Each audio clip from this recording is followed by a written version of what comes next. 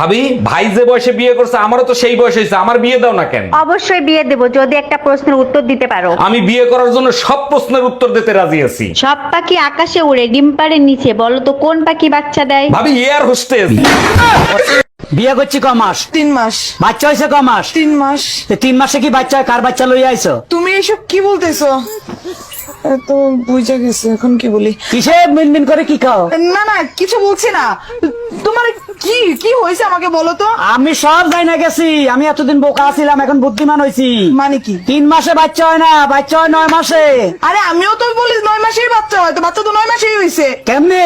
তুমি বিয়ে করছো কয় মাস? 3 মাস। আমি বিয়ে করছি কয় মাস? 3 মাস। বাচ্চা আমার পেটে ছিল কয় মাস? 3 মাস। তো তুমি বিয়ে করছো 3 মাস, আমি বিয়ে করছি 3 মাস। 3 এ 6, আর আমার পেটে ছিল 3 মাস। তো 6 3 9, তো 9 মাস হইতে বাচ্চা হয়েছে। দাঁড়া দাঁড়া, আমি সব করি। আমার 3 মাস, এই যে তোমার 3, তোমার 3 আমার 3 মাস, এই যে 6। বাচ্চা পেটে ছিল 3 মাস, এই যে এই যে 3 মাস। 9 মাস। হ্যাঁ। তো 9 মাস তো ঠিকই আছে। তো বাচ্চা তো 9 মাসই হয়, আমি তো বলি ঠিক আছে। এই বুকের ব্যথার জন্য ডাক্তার দেখাইছিলা? কি বলছে ডাক্তার? ডাক্তার বলছে বউয়ের কাছ থেকে অতিরিক্ত খুশির সংবাদ শোনার কারণে হাড়ে সমস্যা হয়েছে। বলো কি, তাই নাকি? আচ্ছা ঠিক আছে, আজকের পর থেকে তোমারে আর কোনো খুশির সংবাদ শোনাবো না। ডাক্তার এও বলছে আগামী 3 মাসের ভিতরে কোনো খুশির সংবাদ শুনলে হার্ট অ্যাটাক করতে পারি। তাইলে একটা দুঃসংবাদ শোনো, আমার ভাইয়ের বিয়ে ঠিক হয়ে গেছে, 3 মাসের জন্য বাপের বাড়ি যাচ্ছি। এটা তো তোমার জন্য দুঃসংবাদ ছিল, হার্ট অ্যাটাক হলো কেন? ওরে জানোয়ারের বাচ্চা।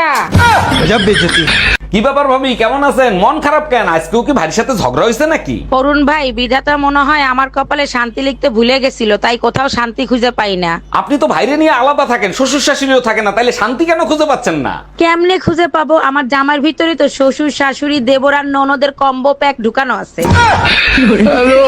আজকের পর থেকে আর কোনো ফকির রে খাইতেই দেব না। আরে বাবা, এত রাগ হইলে চলে? কি হয়েছে আমারে বলো। কালকে এক ফকির রে খাইতে দিছিলাম, সে আজকে আমার একটা বই এনে দিছে, কিসের বই এনে দিছে?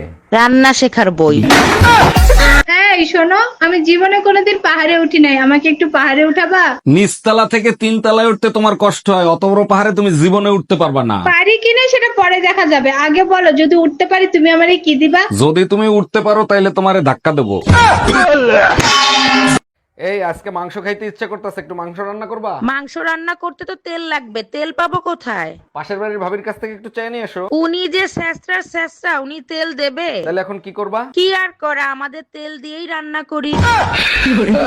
আচ্ছা একটা কথা বলি, সত্যি সত্যি উত্তর দিবা, একদম মিথ্যা বলবা না। কি বলো এগুলো? আমি কি আজ পর্যন্ত তোমার মিথ্যে কথা বলছি? বলো কি জানতে চাও? আচ্ছা, তোমার সাথে যদি কালো একটা মেয়ের বিয়ে হতো তখন তুমি কি করতা? শোনো, কালো হোক আর সাদা হোক, বিষ তো বিষই, তাই না?